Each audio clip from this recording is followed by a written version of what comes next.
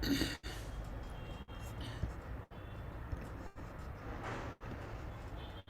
श्री कृष्ण। नमस्कार। श्रीमद् भगवद गीता के अध्ययन की श्रृंखला में 8वें अध्याय अक्षर ब्रह्म योग के आज के सत्र में सभी का स्वागत एवं अभिवादन। ओमकार के नाद के साथ प्रार्थना करेंगे।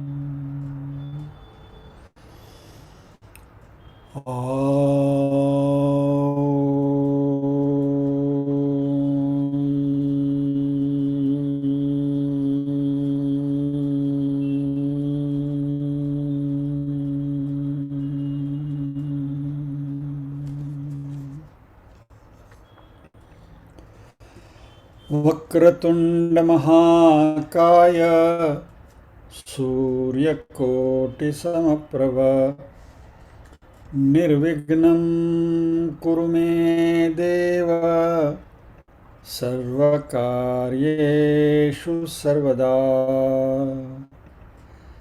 या कुन्देन्दु तुषारहारधवला या शुभ्रवस्त्रावृता या वीणावरदण्डमण्डितकरा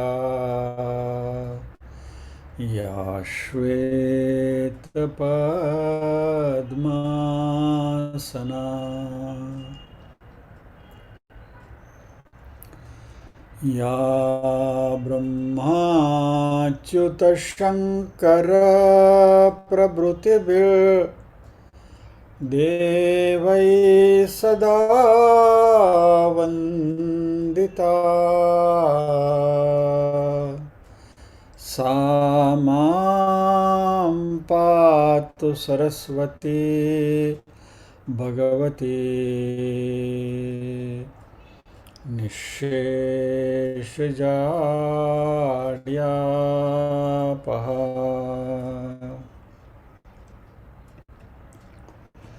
वसुदेवसुतं देवं कंसचाणूरमर्दनं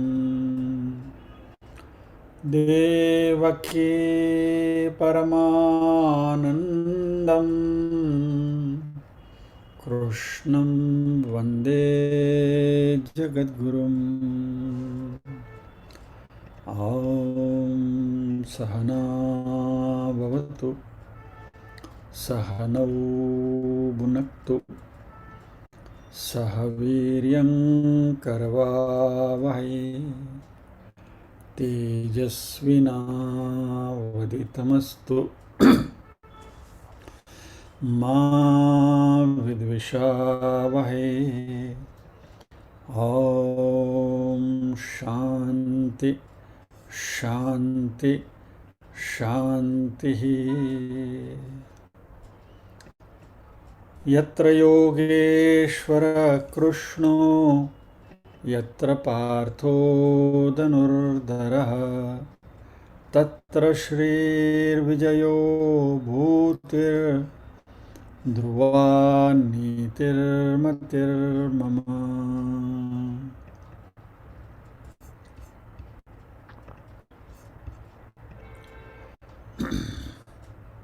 जय श्री कृष्ण। पारायण करेंगे।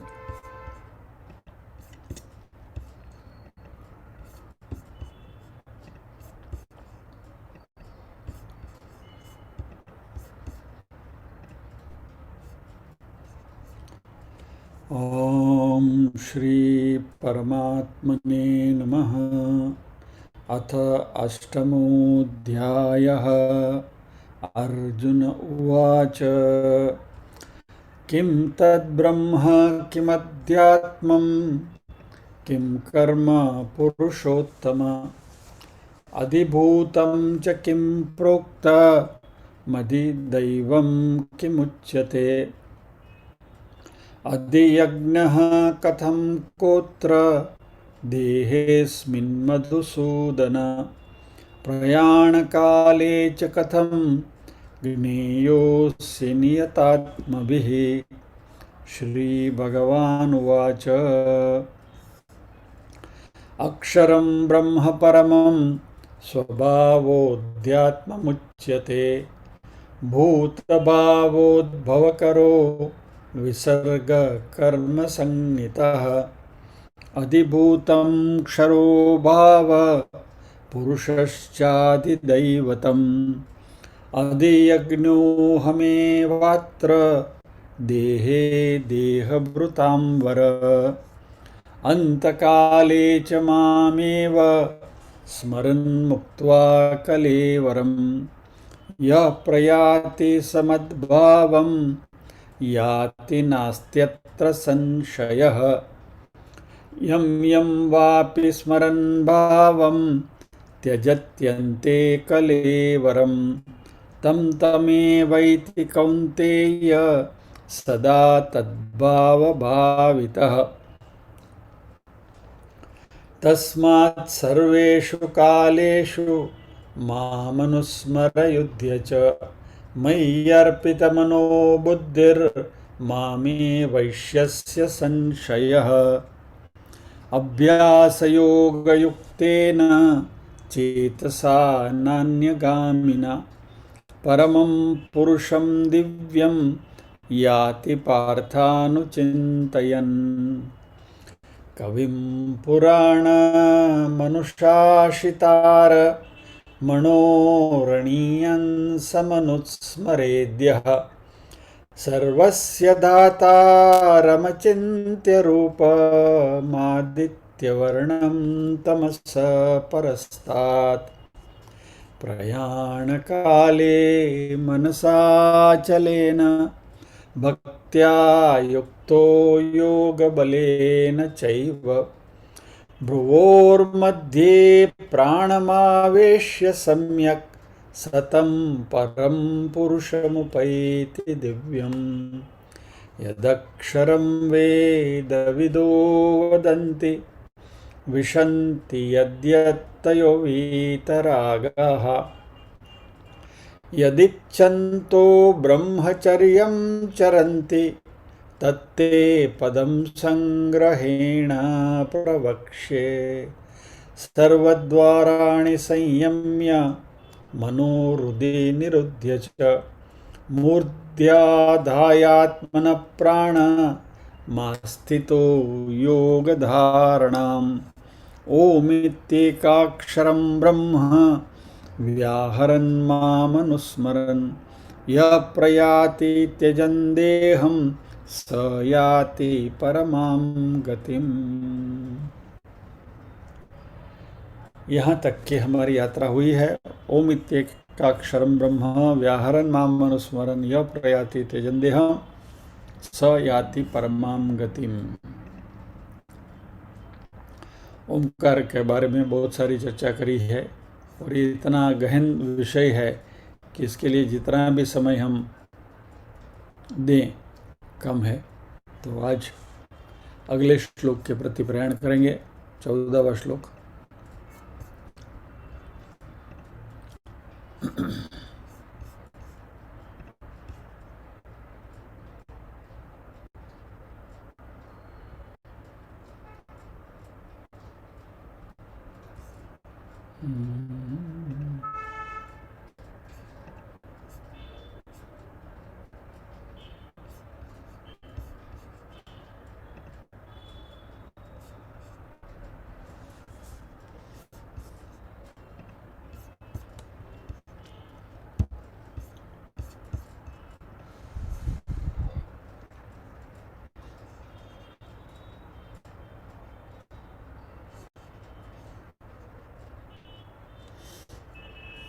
Okay,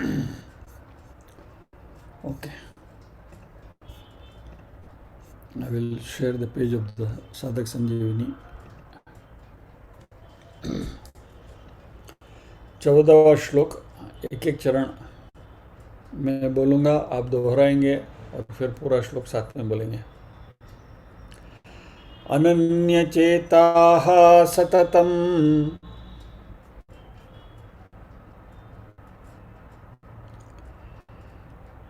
अनन्यचेताः सततम्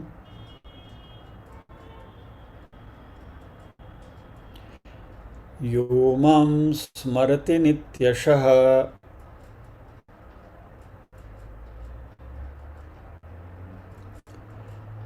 यो मां स्मरति नित्यशः तस्याहं सुलभः पार्थ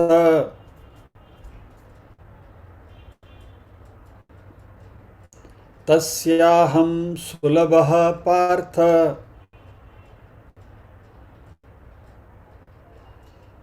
नित्ययुक्तस्य योगिनः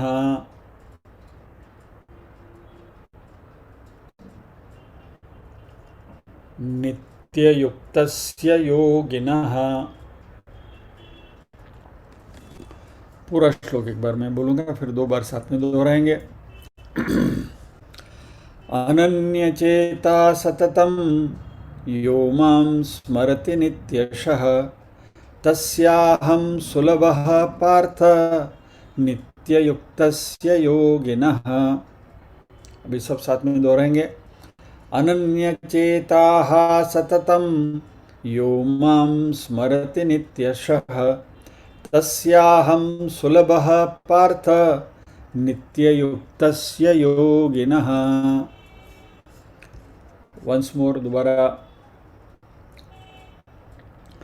अनन्यचेताः सततं यो मां स्मरति नित्यशः तस्याहं सुलभः पार्थ नित्ययुक्तस्य योगिनः।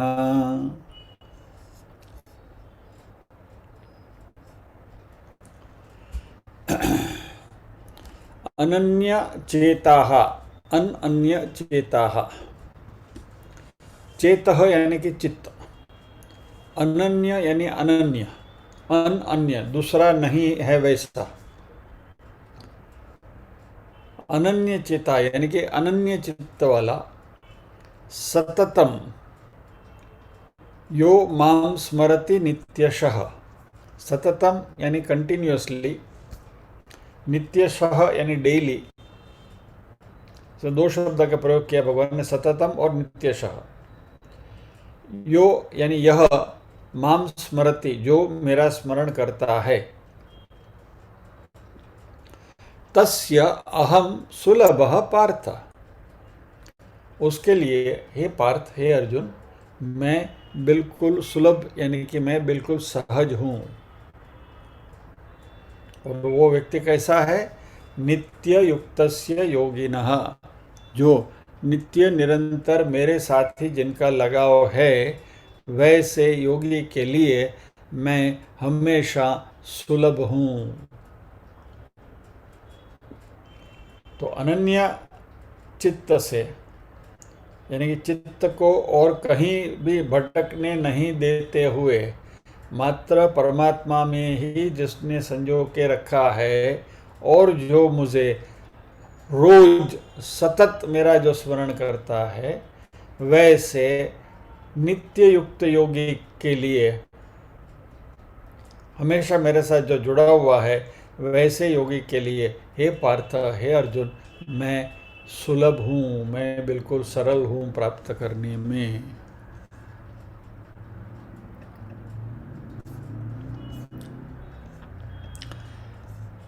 भगवान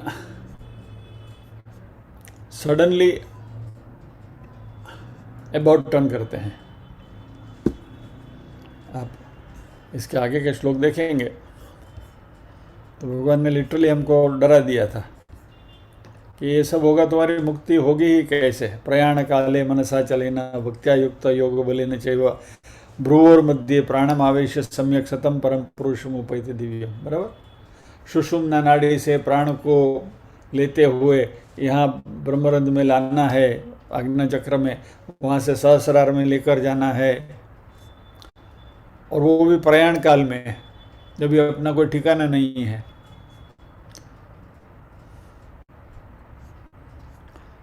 सर्वद्वाराणि संयम्य मनोवृद्धि निरुद्य च मूर्धया दायात्मन प्राणम आस्थितो योग धारणम ओम हित्येकाक्षरम ब्रह्म व्याहरण मां मनुस्वरन यह प्रयाति त्यजन देहम स याति परमाम गति।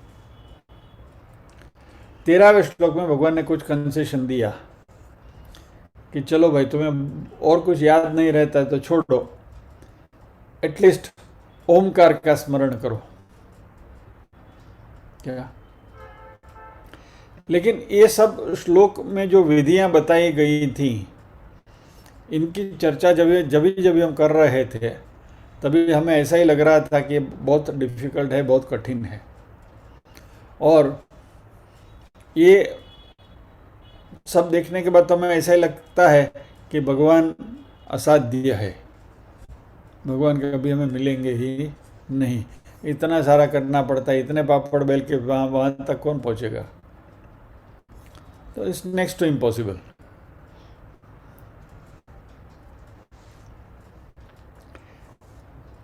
एक छोटी सी हल्की बात कर दूं आपसे। एक व्यक्ति ने लिखा है कि मान लीजिए कि आप ध्यान में बैठे हैं और परमात्मा का दर्शन हो गया, आपको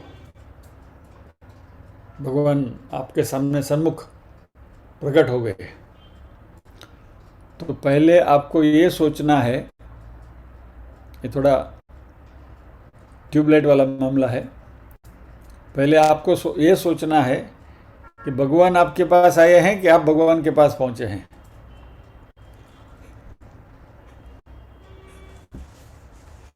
जिसको समझ में आ गया, समझने वाले समझ गए। एनीवे, सो अनन्यास चिंतयन्तो माम ये जना पर्युपासते।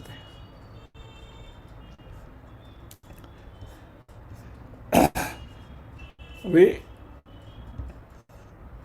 7वें अध्याय के अंतिम श्लोक में भगवान ने सगुण साकार परमात्मा का वर्णन किया था,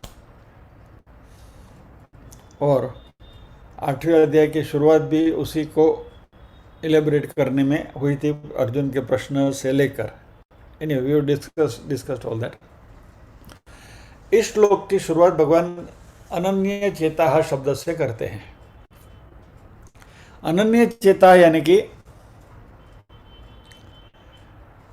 अन्य चेता, अन्य यानी कि दूसरा, अन्य यानी कि डिफरेंट, अन यानी कि नहीं, अन्य यानी कि दूसरा, दूसरे में जिसका चित्त नहीं है वैसा, यानी कि मात्र भगवान में ही है।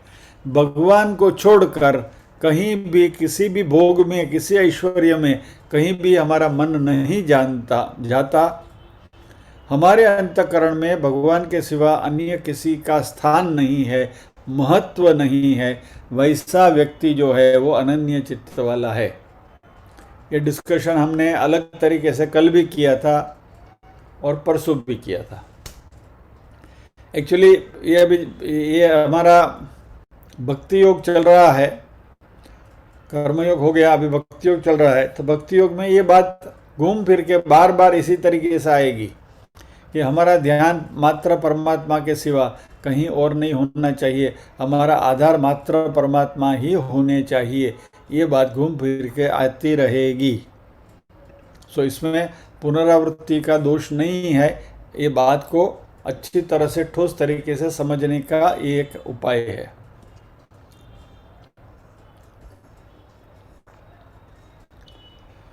हमारे संतों ने इसको पतिव्रता नारी के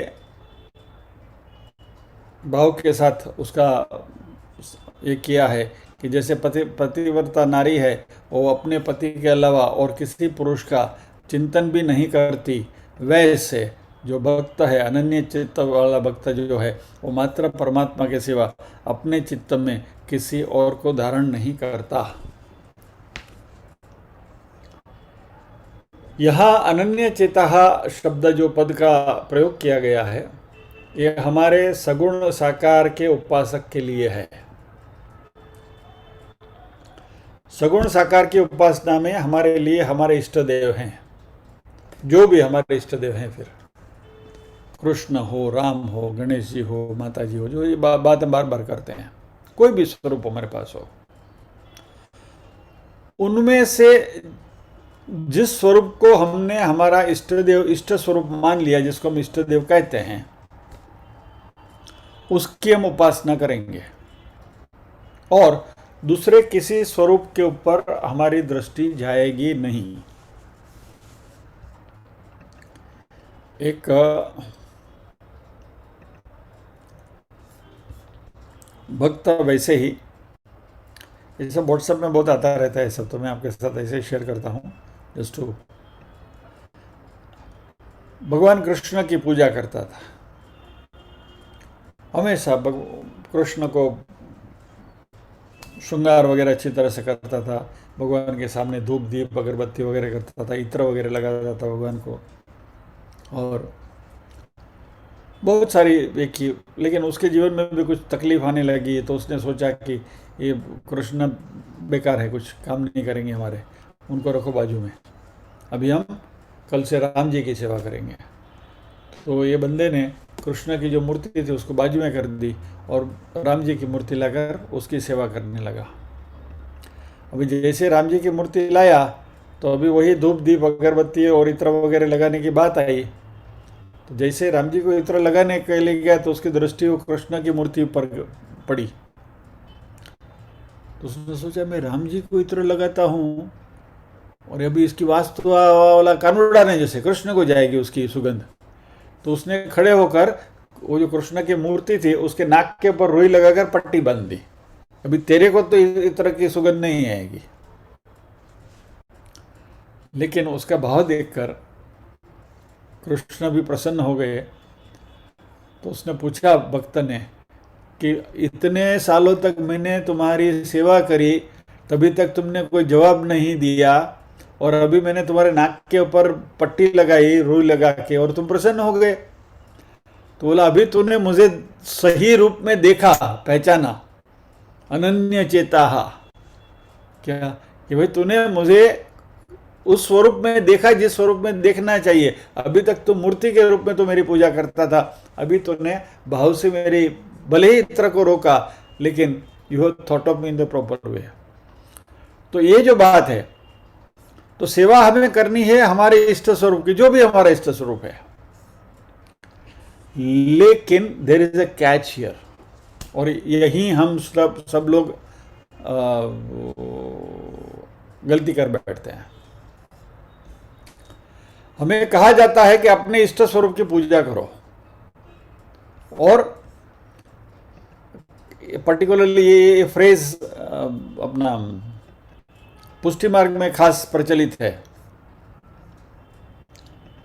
अन्याश्रय नहीं करवानो, यानी बाल कृष्ण की पूजा करते हैं तो मात्र बाल कृष्ण की पूजा, अन्याश्रय नहीं करवाना, और किसी भी प्रकार के भगवान के किसी और भी स्वरूप में अपना मन नहीं जाना चाहिए। ठीक है, बात अनन्य चेता वाली ही बात है, लेकिन द कैच हियर इज परमात्मा के और भी जो स्वरूप हैं वह सारे स्वरूप इस स्वरूप से अलग नहीं हैं, वो सब एक ही हैं। फिर आप बालकृष्ण की सेवा करो, या तो सुदर्शन चक्रधारी कृष्ण की सेवा करो, या तो राम जी की सेवा करो, या तो गणपति की सेवा करो, या तो किसी भी स्वरूप में किसी भी परमात्मा की सेवा करो, वो सभी के सभी एक ही हैं। मात्र मेरे इष्ट देव, यानी कि ये स्वरूप मुझे ज़्यादा पसंद है, इसलिए मैं इसमें मेरी भक्ति है। हमारे पास अलमारी में 1 दर्जन ड्रेसेस पड़े हैं, ये सारे के सारे ड्रेसेस जो अलमारी में पड़े हैं वो सब हमारी साइज के ही हैं, हम कोई भी ड्रेस पहन सकते हैं, they are all same. Fitting to our own size. लेकिन वो 12-15 ड्रेस जो उसमें से पर्टिकुलर ड्रेस जो है वो भी ज़्यादा पसंद होता है, तो उसको हम बार बार पहन लेते हैं, या तो we have specific liking for that, that's it. बाकी सारे के सारे ड्रेसेस जो हैं वो हमारे ही हैं, हमारे नाप के ही हैं, हम किसी को भी पहन सकते हैं। इसी तरह परमात्मा के जितने भी स्वरूप हैं वो सारे के सारे स्वरूप जो हैं वो हमारे लिए ही हैं, they are all the same, सभी एक ही नाप के हैं। मात्र हमारा जो इष्ट स्वरूप है वो हमें ज़्यादा पसंद है, इसलिए हम उसको पहन लेते हैं। लेकिन अनन्य चेता में बात तात्पर्य यह है कि हमें मात्र एक ही भाव हमारे मन में होना चाहिए कि मैं मात्र भगवान का हूँ और भगवान मेरे हैं, मेरा और कोई नहीं है और मैं और किसी का नहीं हूँ।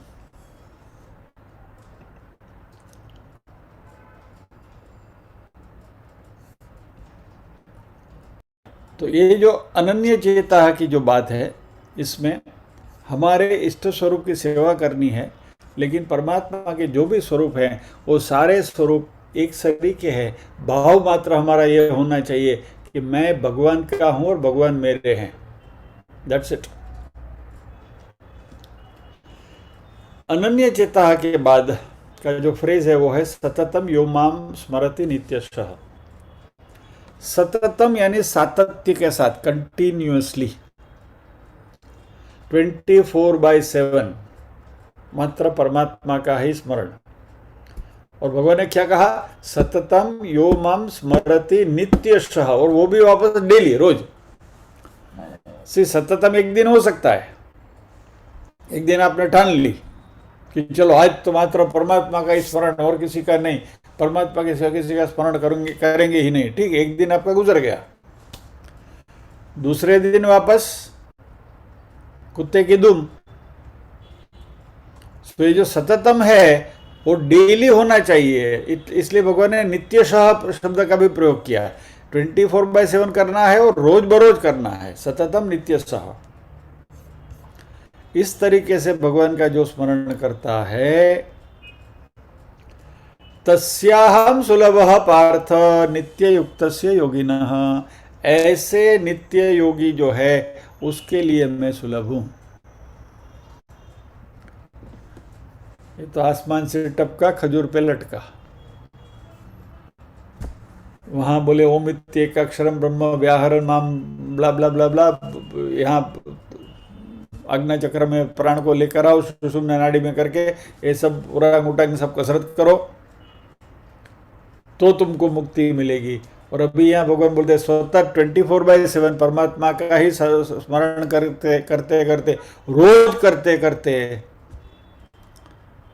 नित्य चिंतन जो करता है वह, उसके लिए भगवान सुलभ है।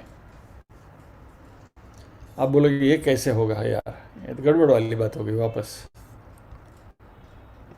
चलो, मैं आपको एक सिंपल सवाल पूछता हूं।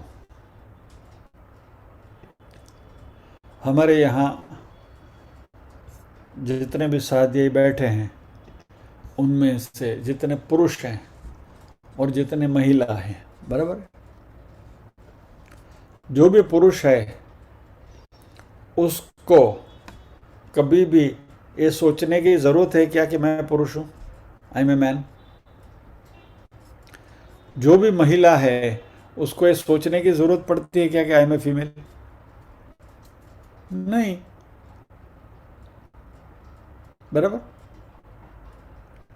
या तो समझ लीजिए कोई मैरिड फीमेल है, शादीशुदा महिला है, तो उसको ये सोचने की जरूरत पड़ती है क्या कि मैं इसकी पत्नी हूं? या तो पुरुष को ये सोचने की जरूरत पड़ती है क्या कि मैं इसका पति हूं? नहीं, नाउ इट इज इनग्रेन्ड, बराबर। वैसे बच्चों में भी उनको सोचने की जरूरत पड़ती है मैं फला फला छगनलाल मगनलाल का मैं बेटा हूं या तो बेटी हूं? नहीं, इट इज इनग्रेन्ड। तो ये सब यदि हमें याद रखने की कोई जरूरत नहीं पड़ती है, ये भी 24/7 ही याद रहता है ना, और रोज याद रहता है। राइट। भगवान जो है बात करते हैं ना, एक अनन्य चेता यो माम स्मरति नित्यशः सततम यो माम स्मरति, 24/7 जो मेरा स्मरण करते हैं रोज बरोज। तो ये सब चीजें याद रखने के लिए आपको कोई तकलीफ है क्या, पड़ती है क्या? नहीं है। मान लीजिए कि आपका ये सब छोड़, मोबाइल नंबर है आपका, सिंपल थिंग, आपको याद रखने की जरूरत पड़ती है क्या? नहीं। किसी ने पूछा, कभी भी पूछा, you will tell your mobile number. सतत याद रहता है, रोज बरोज याद रहता है, उसको स्पेसिफिकली याद करने की जरूरत नहीं है। इतनी आसानी से जब भी मैं भगवान का हूं और भगवान मेरे हैं, ये बात मन में आ जाएगी तो हम नित्य युक्त हैं।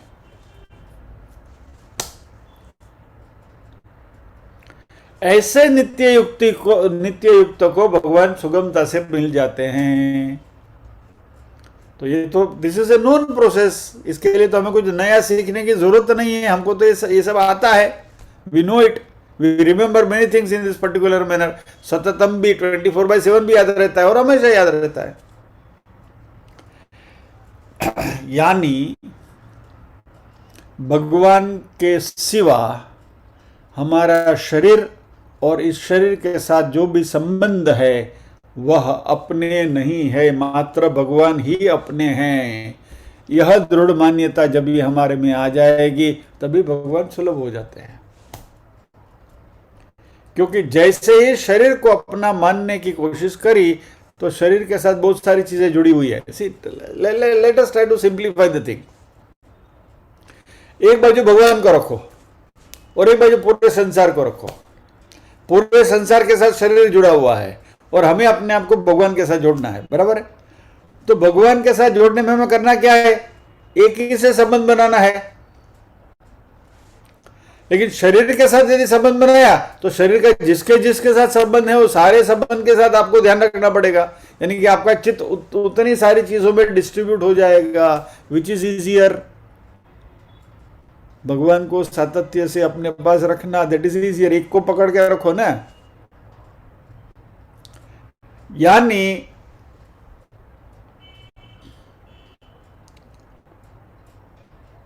बाय डिफॉल्ट, क्योंकि हम परमात्मा के ही अंश हैं, इसलिए परमात्मा से हम अलग हो ही नहीं सकते।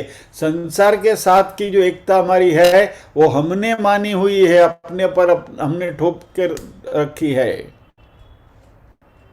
तो भगवान के साथ की हमारी यूनिटी जो है, अभिन्नता जो है, वो स्वतः सिद्ध है। It is default. लेकिन हमने अपने आप को परमात्मा से अलग माना, हम परमात्मा को ढूंढने निकले, हालांकि वो हमारे अंदर ही बैठा हुआ है। इधर गए, उधर गए, इस मंदिर गए, उस मंदिर गए, यहाँ गए, वहाँ गए, ये व्रत किया, वो जप किया, वो तप किया, ये करेंगे तो भगवान मिलेंगे, वो करेंगे तो भगवान मिलेंगे, यहाँ जाएंगे तो भगवान मिलेंगे। क्यों ढूंढते फिरते हो?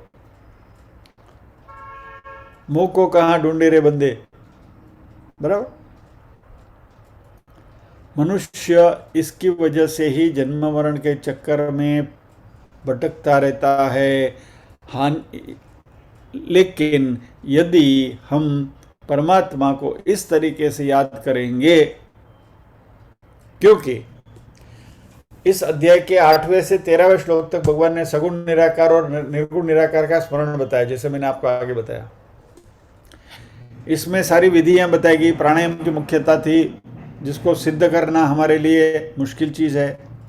अंत काल में इस तरीके से प्राणायाम करना और फिर प्रकृति में लाना प्राण को नहीं हो पाएगा। लेकिन भगवान का स्मरण करने में ये कठिनता नहीं है। प्राण को जहाँ घूमने वहाँ घूमने दो, उसको इकट्ठा करके यहाँ तक लाने की झंझट में पड़ना नहीं है। भगवान का नाम तो, और इसलिए हमने क्या किया, इतने सारे परमात्मा के जो स्वरूप है उसमें से हमारा एक इष्ट स्वरूप हमने पकड़ लिया। उसको तो याद रखना मुश्किल है क्या? एक स्वरूप को आप हमेशा 24/7 याद नहीं रख सकते। इससे भी सिंप्लीफाई क्या चाहिए आपको? कितना आसान कर रहे हैं भगवान। और इसलिए भगवान कहते हैं मैं सुलभ हूं, आई एम सो इजी। और ये सब करने के लिए हमें कोई कसरत या कवायद करने की जरूरत नहीं है। इंद्रिया, मन, बुद्धि, प्राण, जब भी उसको जहां भी भटकना है, जहां भी घूमना है घूमने दो। हमने अपना हमारा जो चित्त है, कल बात करी थी ना हमने अंतकरण की, मन, बुद्धि, चित्त और अहंकार। इसमें से हमारा जो चित्त है, उस चित्त को परमात्मा को अर्पण कर दो बस। बाकी मन को भटकना है भटकने दो, बुद्धि को जो तर्क करना है करने दो, इंद्रियों को जहां जाना है वहां जाने दो। Let us not worry about it. चित्त में परमात्मा रहे तो फिर कोई गड़बड़ी नहीं है।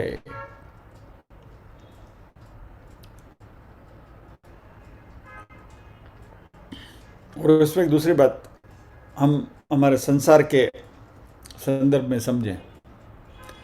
जिस व्यक्ति के साथ हमारा लगाव है या तो जिस व्यक्ति के ऊपर हमारा प्रेम होता है, उस व्यक्ति का हमें स्मरण सहजता से और सातत्य से होता रहता है। बराबर है।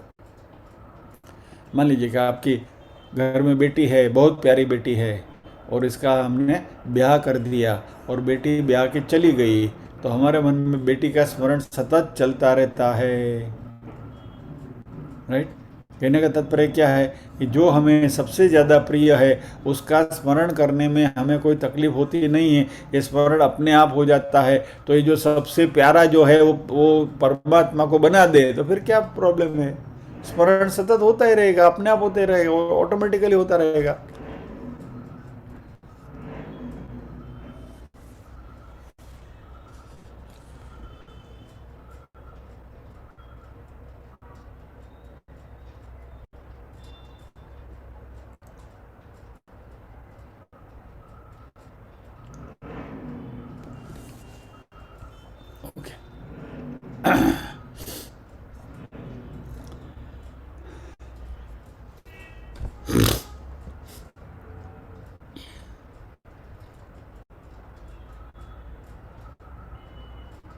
भगवान ने आगे कहा, अभ्यास योग युक्तेन चेतसा नान्यगामिना। तो इसमें हमें अभ्यास क्या करना है?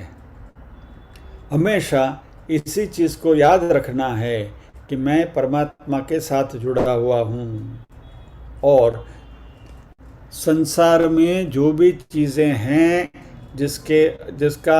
जिसके साथ मैं जुड़ता हूं या तो जिसका मैं उपभोग करता हूं, वो भी परमात्मा ही है।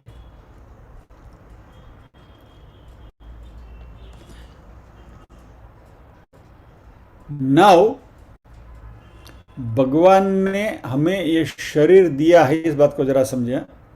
Try to understand this aspect of it. परमात्मा ने हमें ये शरीर जो दिया है, वह इसलिए दिया है कि हम और लोगों के साथ जुड़ सकें और हम उनसे भी प्रेम कर सकें।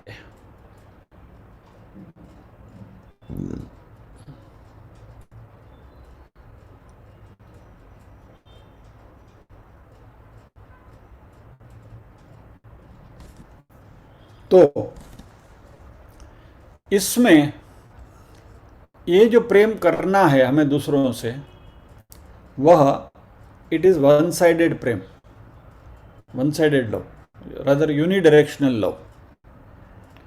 और ये प्रेम हमें देना है, किसी से अपेक्षा रखनी नहीं है।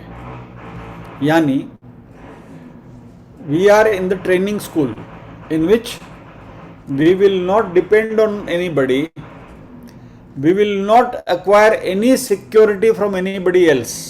हम दूसरे किसी का भी सहारा नहीं लेंगे, उनसे हमें कुछ नहीं चाहिए। हमें मात्र इस जीवन में ट्रेनिंग इसी की मिल रही है कि हमें उनका ख्याल करना है, उनको प्रेम देना है। We have to be compassionate with them.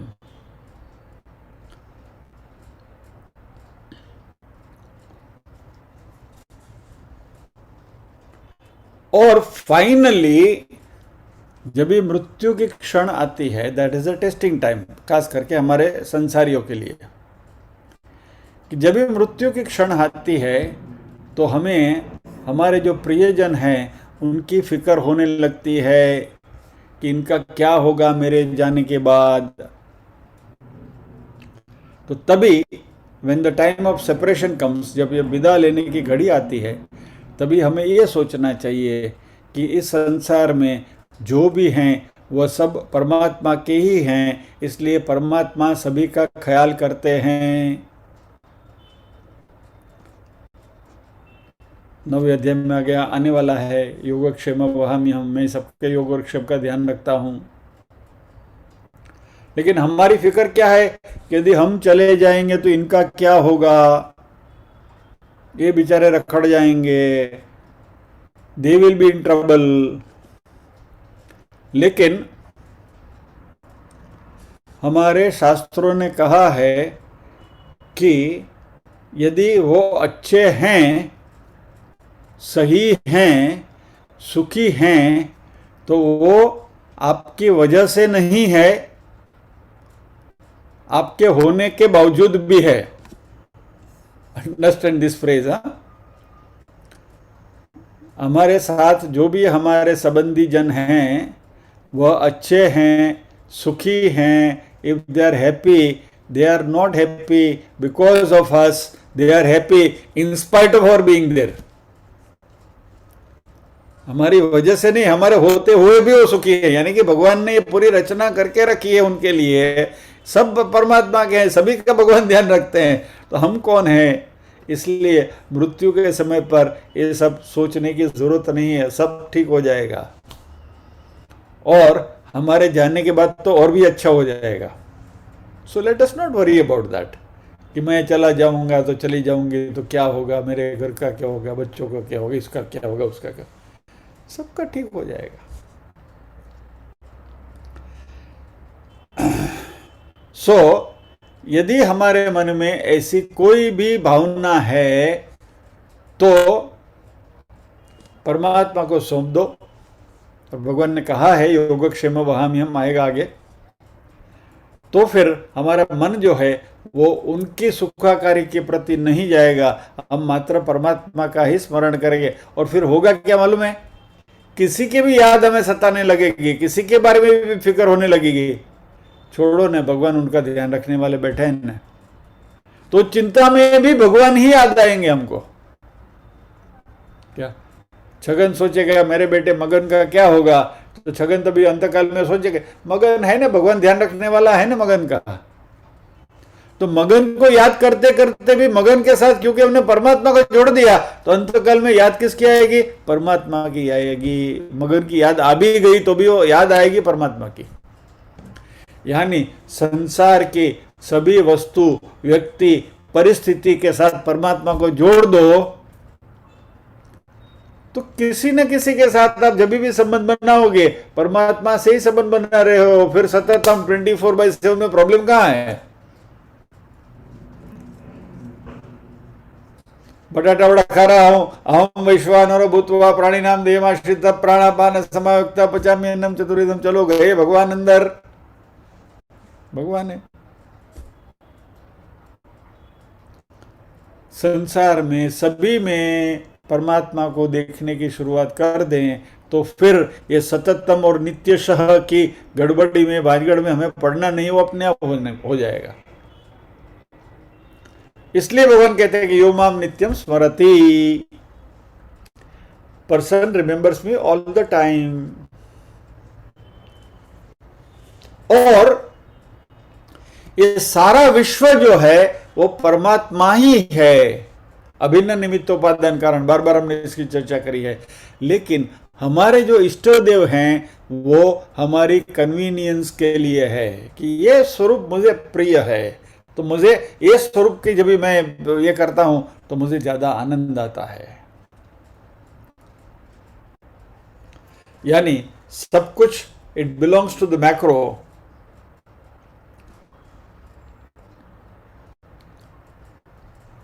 चलिए इसको एक अलग दूसरे एग्जाम्पल से देखते हैं। समुद्र है, चलिए this will be better example to understand this. समुद्र में एक लहर उठी, बराबर,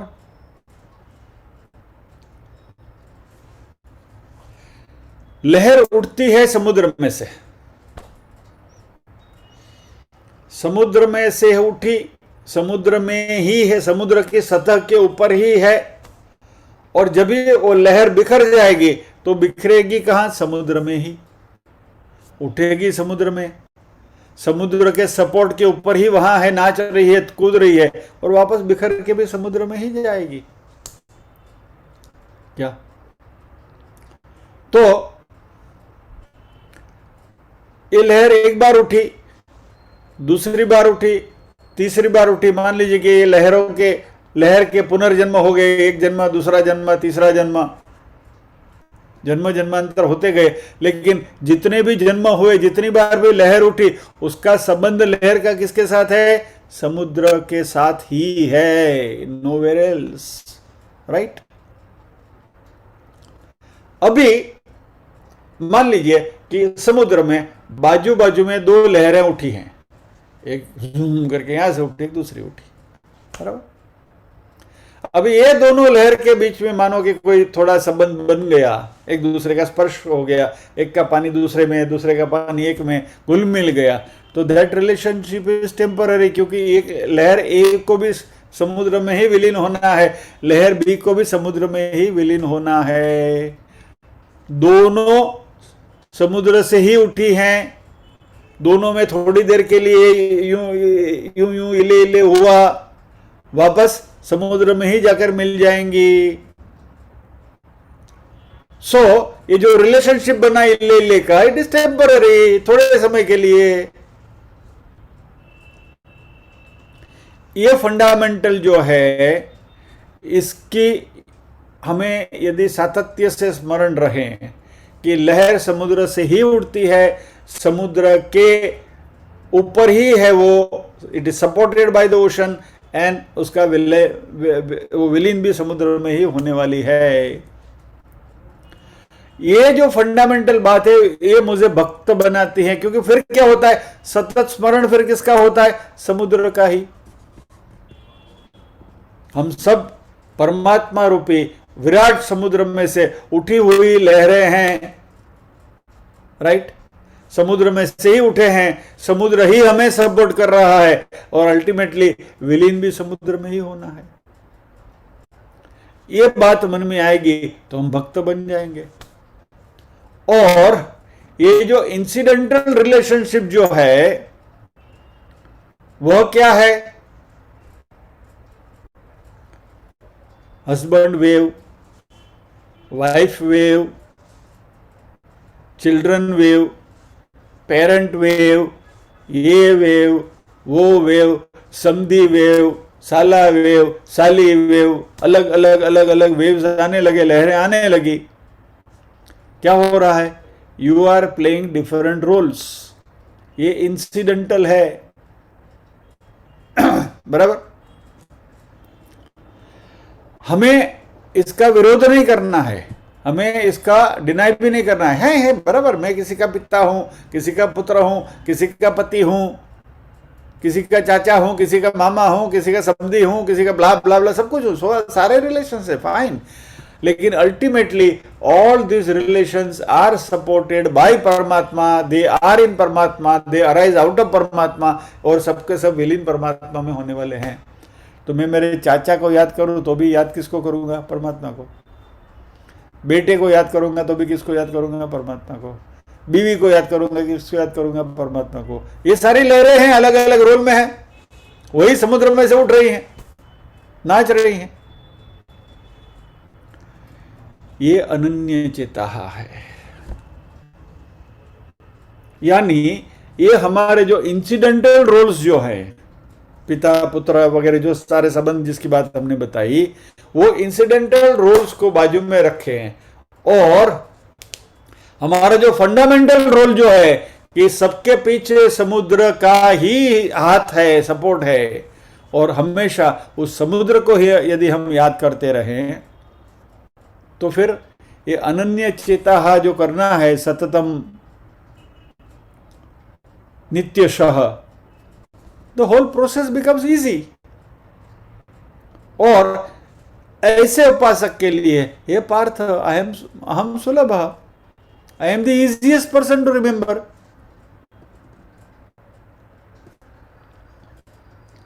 बैंक में जो कैशियर होता है वो नोट की गड्डी हाथ में लेकर 1 से 100 जब भी गिनता है, उसका ध्यान कहाँ होता है? करेंसी के ऊपर, जो नोट गिन रहा है उसके ऊपर, राइट. उसके कलीग के साथ वो बात भी करता रहता है, लेकिन वो 51, 52, 53, 54, 50 उंगली चलती है, ध्यान उधर है. तो नोट का जो बैंक का कैशियर यदि अपना ध्यान नोट की गड्डी में इतना कंसंट्रेशन के साथ रख सकता है, तो हम परमात्मा में क्यों नहीं रख सकते? The ease with which we remember these things, similarly with a similar ease we can remember God, परमात्मा, हमारे इष्ट देव को. और इसलिए भगवान ने कहा नित्य युक्त से योगिनः, इस तरीके से जो हमेशा नित्य युक्त मेरे साथ जुड़े हुए हैं उनके लिए हे पार्थ अहम सुलभः.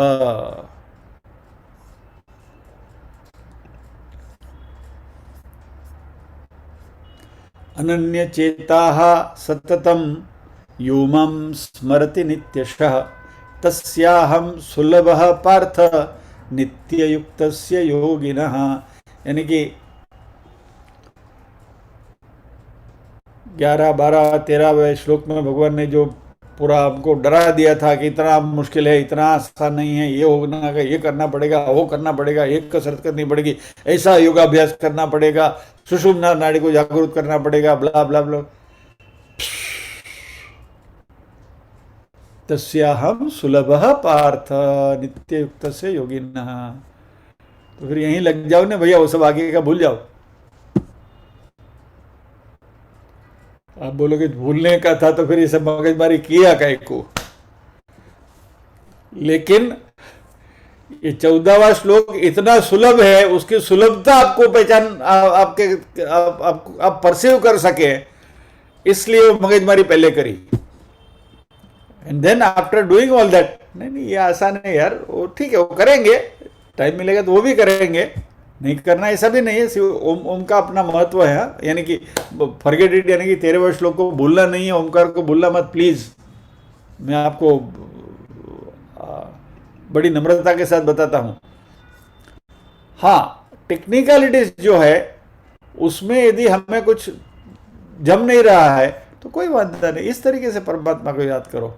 Ultimately the central point is we should remember God, Paramatma 24/7 every day without fail. પછી સ્મિતાબેન ને બગાસવા આવે તો બગાસામાં ભગવાન જ દેખાવા જોઈએ.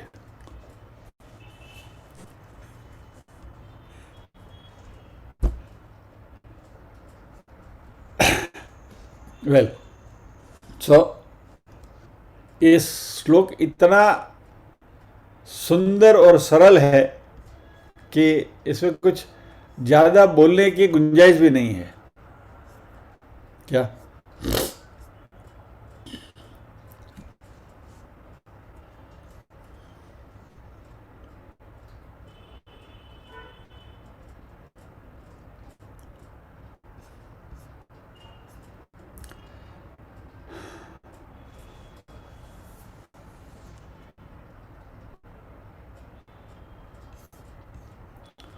अब ये भक्ति कुछ चीज ऐसी है कि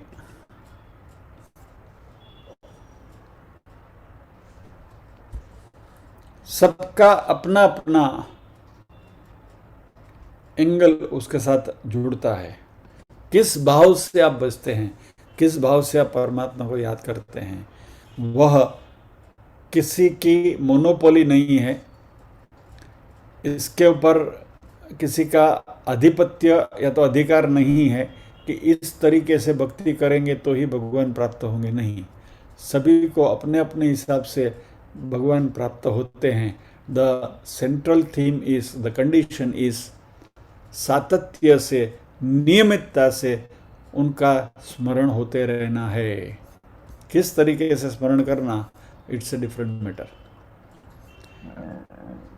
फिर कंस को भी भगवान मिले थे, रावण को भी राम जी मिले थे. भले ही दुश्मन के वैरी के रूप में भी याद किया हो, लेकिन उनको मिले तो परमात्मा ही थे। हिरण्यकशिपु को भी भगवान ही मिले थे नृसिंह के रूप में। भले ही उन्होंने वैरी के रूप में परमात्मा को याद किया, लेकिन वह कंडीशन क्या थी? 24/7 सातत्य से।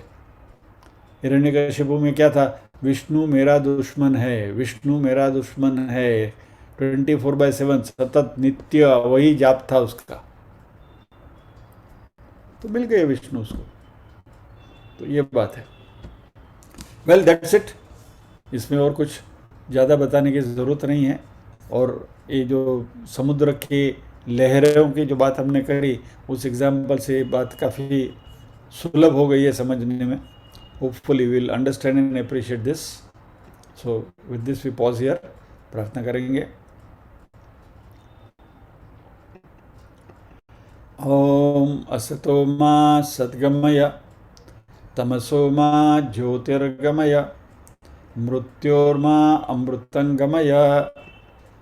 सर्वेषां स्वस्तिर्भवतु, सर्वेषां शान्तिर्भवतु, सर्वेषां मङ्गलं भवतु, सर्वेषां पूर्णं भवतु। लोकाः समस्ताः सुखिनो भवन्तु, लोकाः समस्ताः सुखिनो भवन्तु। नाहं कर्ता हरिः कर्ता, हरिः कर्ता हि केवलम्। ओम शांति शांति शांति। सभी के हृदय कमल में विराजमान परम कृपालु परमात्मा को वंदन करते हुए आज के सत्र को विराम देते हैं। अगले शनिवार फिर मिलेंगे अगले श्लोक के साथ। जय श्री कृष्ण।